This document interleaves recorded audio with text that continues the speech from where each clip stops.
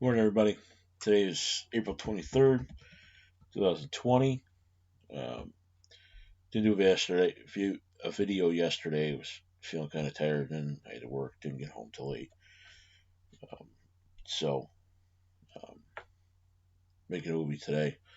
Another thing I'm working on, a video that I'm working on. I got the idea for this morning. I'll talk about that a little bit in a minute. So, a couple articles I want to talk about real quick. So, I don't know if some of you might have heard this already. Yesterday, Trump came out and said that um, he's told the Navy to destroy Iranian gunboats if they harass American ships. There's been some incidents where they've done that lately. Uh, One of the incidents, a gunboat came within like 10 yards of a Coast Guard cutter. They're not changing the rules of engagement, as you can see from here. They're still, they need to defend themselves, uh, but it's gonna um, increase tensions. Tensions are already high between us and them. Um, so they did say, the military will continue to abide by its existing right to self-defense instead of any changes to its rules. So I'm sure that Iran has responded. I haven't looked into that yet, um, but they need to. They've been aggressively harassing our ships, and they need to get back to that feeling of, oh, we better not mess with them, or you know, and they don't feel that right now. They harass us, and nothing. We don't do anything. You know, we need to get back to that. So, my personal opinion, um, if they start harassing ships, issue some kind of warning, and if they don't back off, and if something definitely happens again, where they come within 10 yards and they're being aggressive, uh, uh, light them up. Maybe they'll think twice next time. Um, so there's that. Uh, Unemployment numbers have gone up again. I believe about 4.4 million. We're now at 26 million. Not good. A lot of people are hurting. Um, so it's to be expected. Um, so I've talked about these a couple times already. There's another one. All right, this is from the East Bay Times. All right, East Bay car theft suspect allegedly goes straight from jail to carjacking. Okay, they're letting out all over the place. They're letting out these inmates. Um, they call them low level offenders, and they let them out because to prevent the spread of the coronavirus. Right, so they're letting them out. Well, this guy, right, he's identified as Rocky Music. Right, he was in jail after committing an alleged carjacking and a carjacking attempt. Right, 40 minutes after his release from a stolen car arrest 12 hours earlier. So he was taken to Santa Rita jail and processed. He was cited and released under a zero bail court order meant to keep vulnerable low-level offenders out of custody during the COVID-19 pandemic. They they're doing this, and this is going to keep happening. I mean, I talked about it already, and the law enforcement says, hey, they're gonna take advantage of this, and doesn't seem to change anything. The politicians, they let them out of jail. We don't want them getting COVID. Oh, they're low level offenders. You know, so it's going to keep on happening. So lovely New York governor, where I live, Andrew Cuomo. So he's got this panel that he appointed, and they come up with these recommendations to cut medical, to cut spending. They want to cut Medicaid spending. Okay, so it's called the Medicaid Redesign Team. All right, they're recommending, in light of what's going on with the coronavirus, okay, they're recommending uh, almost $400 million in hospital cuts. Okay, um, the cuts would include $186 million in cuts to New York City's public hospital system. Right, um, be 157 million from charity care spending for New York City's wealthier private hospitals, and another 56 million in unspecified spending on hospitals across the state. So altogether, you're looking at $399 million. So I think this is crazy, especially with the pandemic that we're going through. But there are people out there that, you know, oh, Cuomo's doing an amazing job. He's doing the best. Blah blah blah. This and that. You know, I think it's absolutely crazy. This is not the time to be making um, those kinds of cuts. But he'll do what he wants, as he always does. You know, he tells Trump, "Oh, we don't have a king." Well, he acts like a king every day. So the thing that I'm working on is, so he wants to make more cuts. Well, he's been whining and crying about how the state's wasn't getting the federal aid or federal assistance during the pandemic. Okay, and there's a lot of things that he's done over the years that have put us in a hard spot with the pandemic, and he's blaming it on the feds.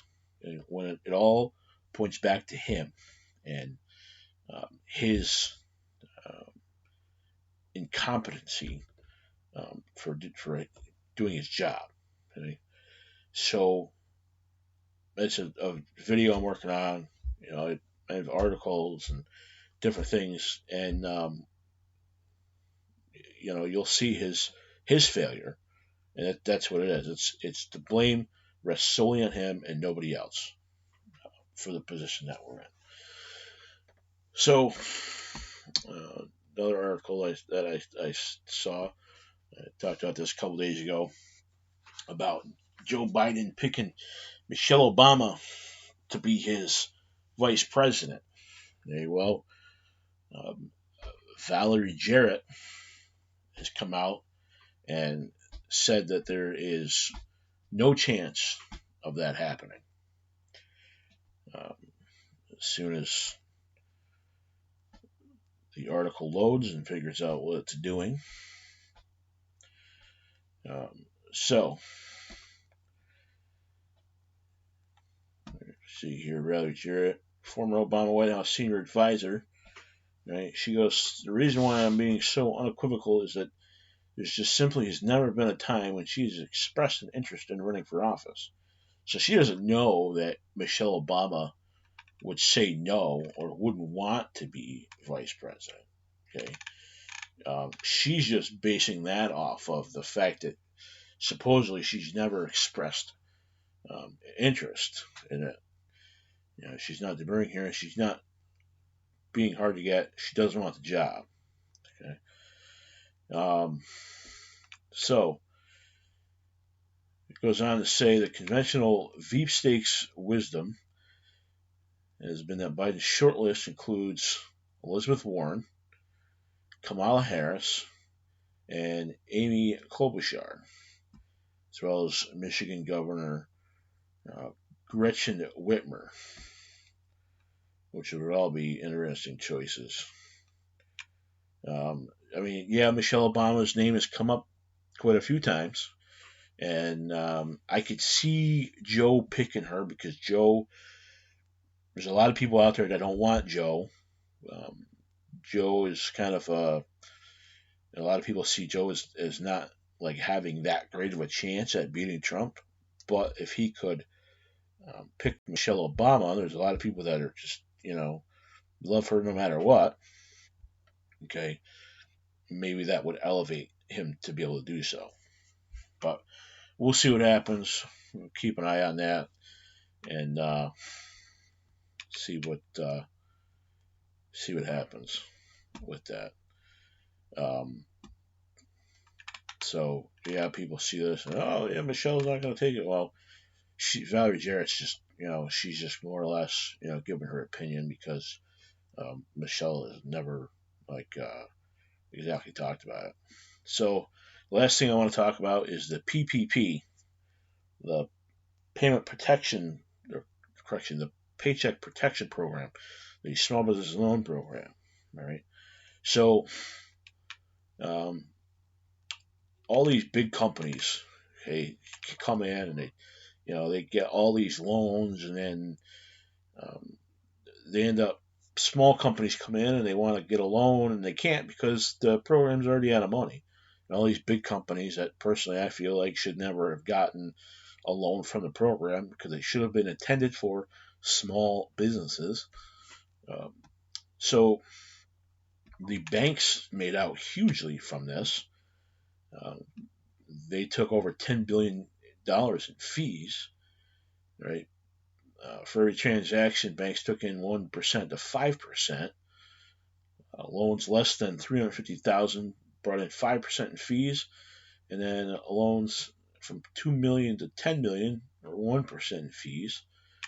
So, for example, okay, J.P. Morgan Chase handled this one transaction for Ruth's Chris Steakhouse. Okay, they got a loan of $10 million. Well, J.P. Morgan Chase they took in a fee of $100,000 for processing that, which is the bank assumed no risk and could pass through with fewer requirements than a regular loan, right? Which is insane, absolutely insane that that they did so. Okay, so I got this other article here from MarketWatch,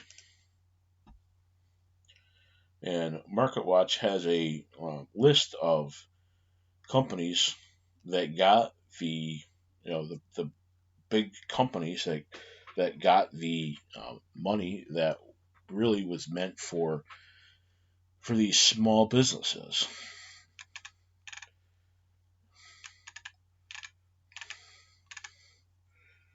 So you can see here, all right, these are publicly traded companies. Okay, they're all in the stock market. All right, so these are their market caps here in millions.